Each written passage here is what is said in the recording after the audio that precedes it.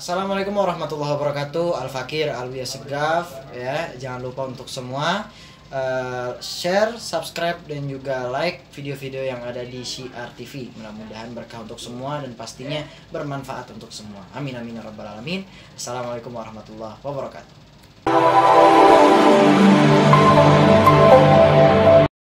Bismillahirrahmanirrahim. Tes. Bismillahirrahmanirrahim. Assalamualaikum warahmatullahi wabarakatuh. Alhamdulillah wa syukurillah ala ni'matillah wassalatu wassalamu ala rasulillah wa ala alihi wa ashabihi wa mawalah wala haula wala quwata illa billah. Hadirin rahimakumullah, semoga kita diberikan sehat dan selalu diberkahi oleh Allah Subhanahu wa taala. Semoga juga kita mendapat syafaat dari Rasulullah sallallahu alaihi wasallam fi yaumil qiyamah. Karena salatnya juga salat rileks. Tarawih itu kan artinya rileks, santai. Makanya Nabi pada saat 2 rakaat dalam hadis selalu baca doa Allahumma innaka afun tuhibbul afwa fa'fu anna. Itu kalau berjamaah, kalau sendiri anni, kan begitu. Itu selalu 2 rakaat baca doa, 2 rakaat baca doa. Karena rileks, santai tarawih itu artinya. Sama kuliah juga, kuliah kulsum ini juga santai aja, enggak usah tegang, rileks. Jadi ada 3 orang yang beragama Hindu, beragama Katolik dan beragama Islam. Masing-masing mengklaim gua paling dekat sama Tuhan. Kata orang Hindu, karena gua manggil Tuhan Om. Kalau dua Om Swastiastu, dekat. Tuhan dipanggil Om sama orang Hindu. Terus orang Katolik pun juga sama, gak kalah sigap dia. Gue juga dekat sama Tuhan. Gue manggil Tuhan apa? Bapa, atas nama Bapa, Putra, Rohul Kudus. Dekat gue sama Bapa. Sama Tuhan gue panggil Bapa, dia bilang gitu. Tanya, lu Islam gimana? Boro-boro deket. Manggil Tuhan ada pakai toa, gue Allahu Akbar, Allahu Akbar. Ya walaupun Tuhan kita itu jauh, tetapi jauh di mata tapi dekat di hati. Makanya marilah kita berpacaran dengan Tuhan. Kalau kita bisa berpacaran dengan Tuhan, kita akan mesra dengan Tuhan. Jangankan dengan Tuhan, dengan makhluknya aja.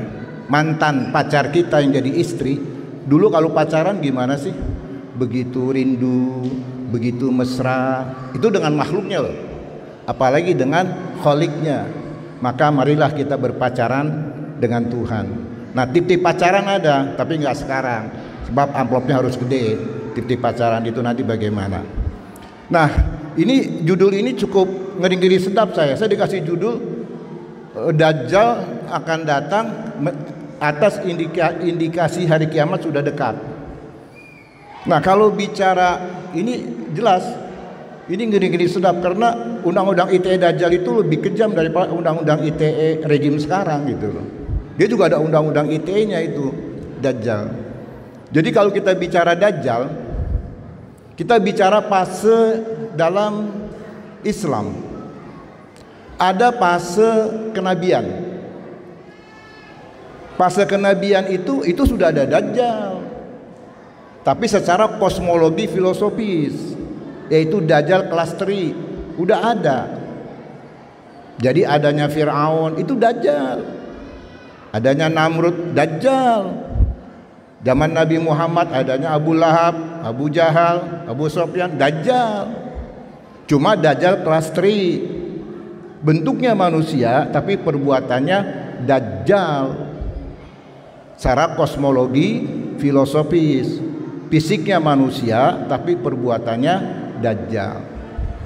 Kemudian masuk lagi kepada fase sahabat. Fase sahabat menjadi penguasa Amirul Mukminin, itu pun juga ada Dajjal. Beberapa sahabat dibunuh matinya. Kalau nggak salah cuma 1 orang yang tidak dibunuh, Umar bin Khattab dibunuh. Karena itu perbuatan Dajjal, fisiknya manusia. Fase ketiganya adalah kerajaan Islam. Ada Andalusia, ada Fatahillah, ada Mataram. Itu juga ada kerajaan Islam fase ketiga. Itu pun juga gontok-gontokan. Ya. Terjadi di situ juga Dajjal secara filosofi, kosmologi filosofi. Nah, yang keempat adalah fase kekacauan, fase krodit yang sekarang ini kita alami. Fase kenabian kita nggak alami, fase sahabat kita nggak alami, fase kerajaan Islam kita tidak alami, tapi fase krodit kita alami sekarang.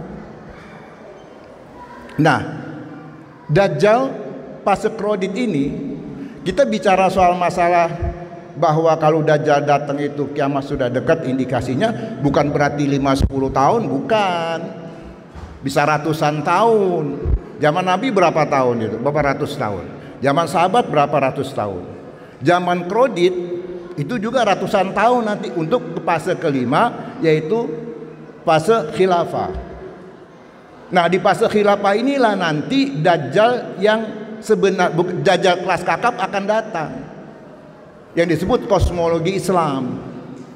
Innad dajjala yakhruj, Dajjal itu akan keluar, yahmalu bil ma'i wan nari, dia akan bawa air dan bawa api.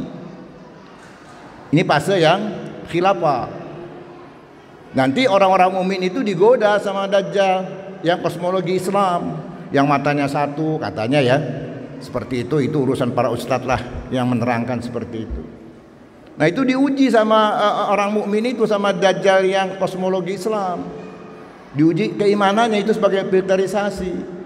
Ditawari mau air apa mau api.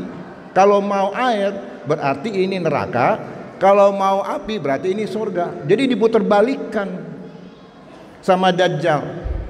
Makanya di dalam kita sholat tahiyat akhir selalu ada kata ya muqallibal qulub sabit qalbi ala dinik.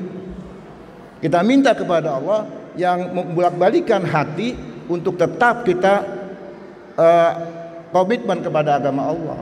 Itu nanti untuk filterisasi Dajjal yang kosmologi Islam yang akan datang nanti pada fase khilafah. Nah, makanya sekarang ini sudah ada kelas pun juga kosmologi filosofi Dajjal itu sudah ada, yaitu membalikan fakta. Di zaman krodit ini loh, seperti apa? Orang bilang big data, 110 juta orang mendukung. Nih big datanya ada, ditanya sama ICW, wah itu internal, nggak bisa dipublikasi. Loh, antum mempublikasikan masalah pendukung 100 juta orang untuk perpanjang jabatan, tapi ditanya soal datanya itu internal. Ini udah memutarbalikkan. Ada lagi penista agama, suruh robah 300 ayat yang mengandung teroris, itu Dajjal. Ada lagi KM50, unlawful killing, pembunuhan yang tanpa dasar, itu Dajjal. Jadi Dajjal itu sudah ada di DPR, legislatif, sudah ada di eksekutif, istana, sudah ada di yudikatif, MA, MK, pengadilan, sudah ada juga di masyarakat. Dikira ini gak ada Dajjal di masjid? Ada Dajjal. Makanya kita selalu minta dalam tahiyat akhir itu, ya muqallibal qulub sabit qalbi ala dinik. Selalu kita doa itu. Hai yang membolak-balikan hati, tolonglah tetapkan hati kami dalam agama Engkau ya Allah. Kan begitu. Karena banyak Dajjal. Jadi Dajjal kosmologi filosofi atau Dajjal kelas 3 sudah ada. Sekarang kekacauan seperti ini, apa yang terjadi kita lihat? Minyak goreng naik, Dajjal itu. Pertamax naik, Dajjal itu. Jadi zaman krodit ini nggak tahu nanti berapa ratus tahun akan mengalami fase keempat ini, zaman krodit. Nanti akan berpindah ke zaman fase khilafah. Nah, di khilafah inilah baru akan keluar Dajjal yang kosmologi Islam. Oleh karena itu, hadirin rahimakumullah, hati-hati dengan Dajjal. Bentuknya fisik, tetapi perbuatannya dajjal. Oleh karena itu apa ciri dajjal? Iza hadasa kadzaba. Kalau dia ngomong itu bohong. Makanya jangan salah pilih pemimpin. Jangan yang tukang bohong. Ya enggak, kita dibohongi terus kan? Kabura maqtan in antaqulu ma la taf'alun. Dosa besar orang yang berkata dengan perbuatan tidak selaras. Itu perbuatan dajjal. Emang orang munafik orangnya, tapi perbuatannya dajjal. Iza hadasa kadzaba. Itu di legislatif juga, kalau lagi kampanye tuh banyak janji-janji, tapi nggak pernah diwujudkan. Nah itu iza wa'ada akhlafa. Kalau janji itu ingkar, itu dajjal. Kemudian wa iza tu'mina khana. Jika dia itu dipercaya, dia khianat. Ini hati-hati nanti untuk tahun 2024, hati-hati untuk memilih pemimpin kita umaro yang benar-benar amanah. Makanya kata orang ahli ekonomi, kalau saja sumber daya alam ini dipegang oleh orang-orang amanah, tiap kepala 20 juta dapat. Kalau sumber alam ini dipegang dengan pemimpin yang amanah. Oleh karena itu, karena waktu sudah habis, ada pantun dajjal, ya. Pak Dajjal juga punya pantun. Potong bebek angsa, masak di kuali. Gagal ngurus bangsa, minta 3 kali. Wassalamualaikum warahmatullahi wabarakatuh.